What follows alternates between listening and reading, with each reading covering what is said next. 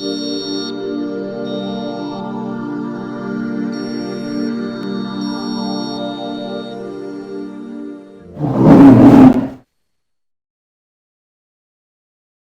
everybody, welcome to Beer Reviews with me, Jack, your host, and for tonight's beer we have one that I did a little trade with the master of the hop himself, Peter, from Denmark, when we was out there, and this is a beer called Black Magic Woman by Hornbeer from Denmark. They're about 50 miles west of Copenhagen on a little farm out in the middle of nowhere. It is on the back here, Kirk Heiling, I think it is, if I'm pronouncing it right.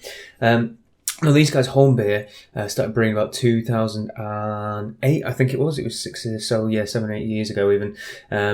And they very quickly won awards for many of their beers. The Caribbean Rum Beer Porter, they won an award with in Denmark, like the best new beer or something like that from a new brewery. And then their brewery actually burned down. So they went from a really small 300 litre production, sort of kind of, a large homebrew kit to a full production brewery after that. And ever since, they've been producing some really interesting beers. Every time I have one of their beers, it's always good and it's always interesting. There's the little logo on the camera. Yeah, it's a little picture of the horny thing.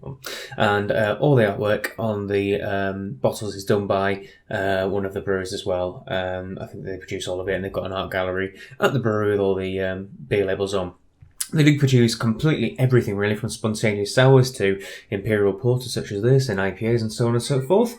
So it's well worth checking out if you see him, and thank you, Peter, for picking me this one up. He was really interested to hear what I had to say. So this is an imperial peat smoked and birch smoked porter. It has both peat and birch smoked goods in it, so to speak. So we'll crack this one open and see what we have. Oh, I forgot to get the bottle opener. So I've had this one for a little bit since we last saw Peter back in about May time, I think. So it's had a little bit of age on it, but I quite like that. And pour it on out. And we have quite a lovely looking beer there, don't you think? It is nice and pitch black in the glass with a sort of milky chocolate head on it. And look at the lacing on that. That is some good head retention. And some really beautiful lacing. That's pretty cool. I'm liking the look of that. It looks very nice in the glass. So let's get in there and give it a good old smell. Oh yeah, I've done the typical thing as well. This is 10%, by the way. It's a nice imperial style. Yeah, there's some peat in there. Got a nice smoky whiskey note on the nose. But there's also this slightly sweet, sour, woody tone to the top of it as well, which I'm assuming is birch smoke. Yeah, it kind of smells like a wood workshop in that regard.